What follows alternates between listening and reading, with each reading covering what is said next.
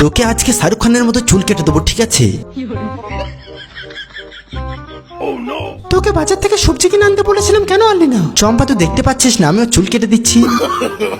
No, no, no, no.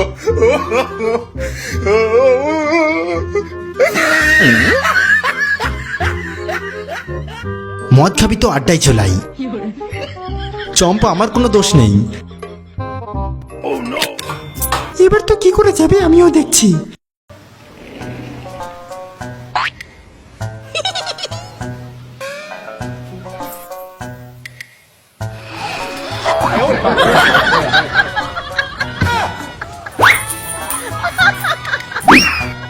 চুপচাপ ঘরে বসে থাক।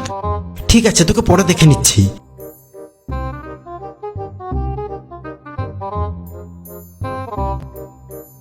আমার ঘরের বাইরে চাবি পড়ে আছে, তাড়াতাড়ি খুঁজে নিয়ে আয়।